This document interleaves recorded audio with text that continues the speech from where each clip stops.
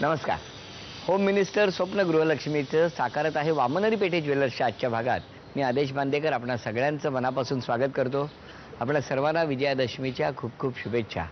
दसरा सण मोठा नाही आनंदात तोटा. आज आपण अशा होम मिनिस्टरना भेटणार आहोत, अशा स्त्री शक्तीला भेटणार आहोत, आपल्या स्वरांनी रसिकांच्या मनावर राज्य करणाऱ्या स्वरचंद्रिका पद्मश्री पद्मजा फिणाणी जोगळेकर यांना. चला.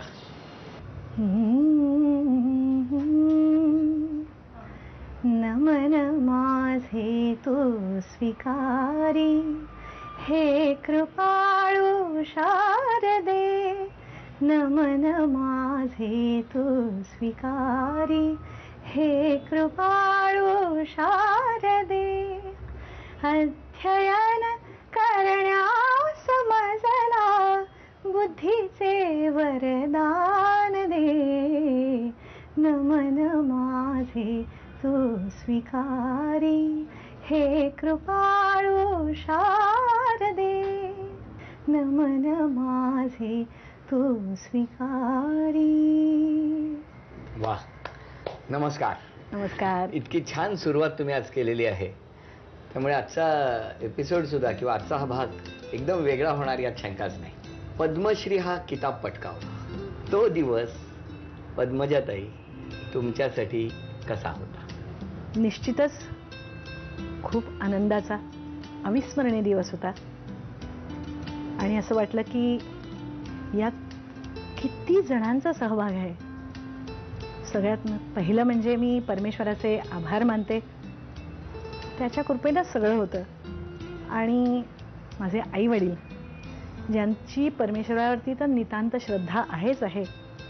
माझे गुरु पंडित जसराजजी, पंडित रामनारायणजी, पंडित हृदयनाथ मंगेशकरजी, माझ्या घरची सगळी मंडळी, माझे पती सुनील, माझा भाऊ विनायक, वहिनी सुरेखा, ज्यांनी माझ्या मुलाचं अप्रतिम संगोपन केलं, अशा सगळ्या मंडळींमुळे, तसंच सगळे संगीतकार मंडळी, कवी मंडळी, मला आज या वेळेला आठवण होते आदरणीय कुसुमाग्रज, इंदिरा संत, दुर्गाबाई, शंकररामणी, या सगळ्या थोर विभूतींमुळे, त्यांच्या प्रोत्साहनामुळे, त्यांच्या आशीर्वादामुळे मी इथवर येऊन पोहोचले.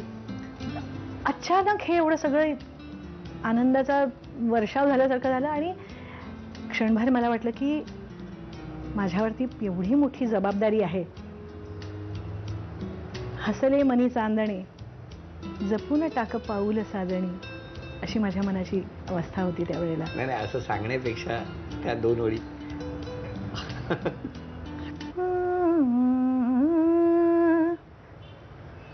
हसले मनी चांदणे, हसले मनी चांदणे, चांदणे हसले मनी चांदणे, जपून टाक पाऊल साजणी, जपून टाक पाऊल साजणी.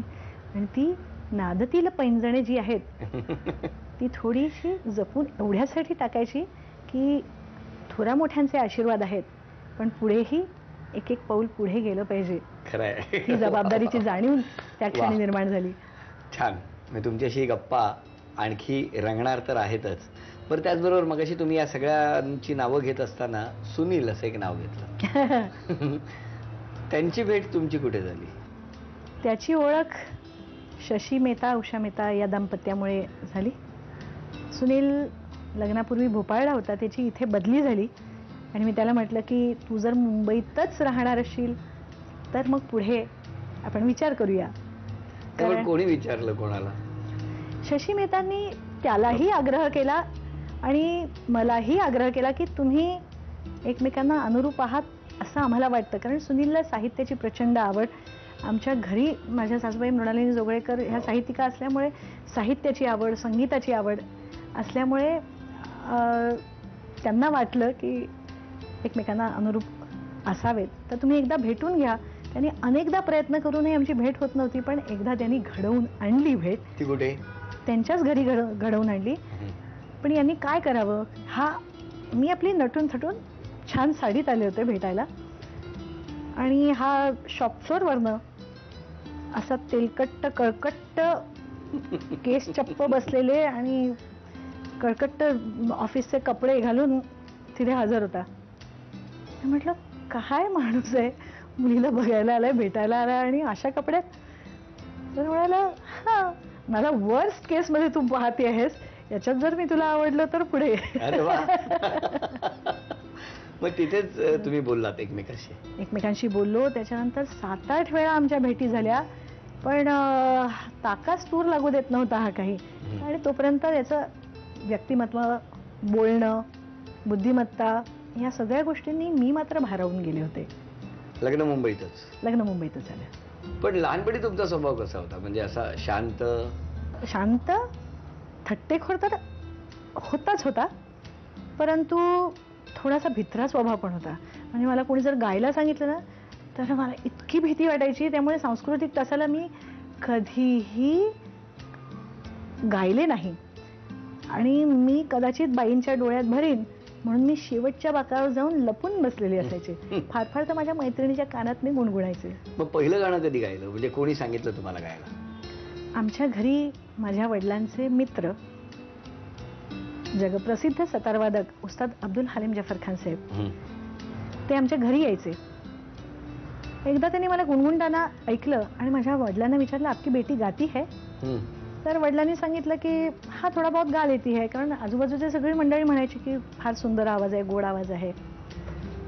त्यांनी माझ्याकडनं गाऊन घेतलं आणि मी त्यावेळेला मला येणारं एकमेव नयनमे बद्राचे हे गाणं त्यांना गाऊन दाखवलं. आणि त्यावेळी मला खरंच कल्पना नव्हती की किती मोठा माणूस आहे हा. गायले आणि ते वडिलांना म्हणाले की शंकरराव, आपकी बेटी को लाखों करोड़ों में ऐसी एक आवाज ईश्वर ने बख्शी है, तो आप इसे अच्छे गुरु के पास लेके जाइए. आणि त्यावेळी आई वडील माझे मोठ्या मोठ्या गुरूंकडे घेऊन गेले, परंतु मला पाहूनच, माझी छोटी मूर्ती पाहून कोणीही माझा आ सुद्धा ऐकलं नाही. कारण त्यावेळी असे लहान मुलांचे शोज नव्हते किंवा हा. आणि त्यानंतर वयाच्या साधारण 18व्या वर्षी माझी भेट दुर्गा जसराजमुळे पंडित जसराजींशी झाली.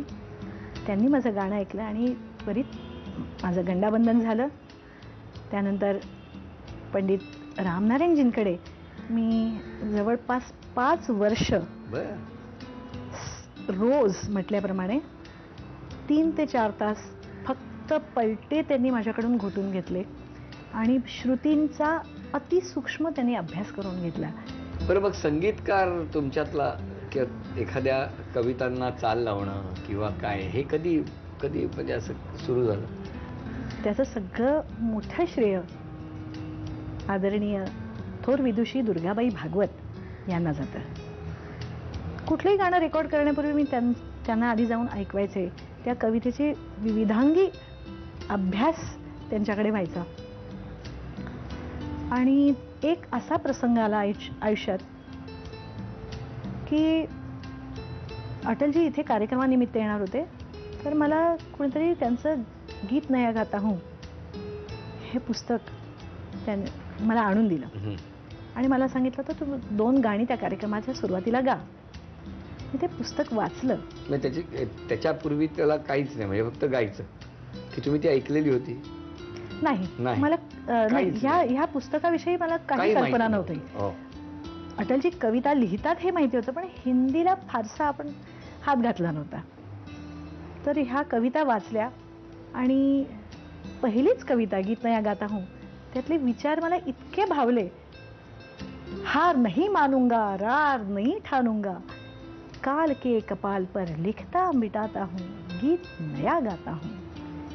म्हटलं हीच संधी आहे आपल्याला गाण्यातून सुंदर विचार आपण रसिकांसमोर मांडण्याची.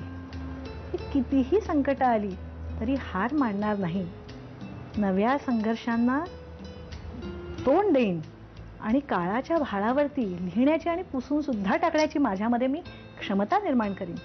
हा संदेश जनतेपर्यंत, आजच्या नव्या पिढीपर्यंत पोहोचला पाहिजे. म्हणून मी ते स्वरबद्ध करायला घेतले एक कविता आणि त्यातले विचार एकाहून एक सुंदर. त्यामुळे हा प्रोजेक्ट तयार झाला.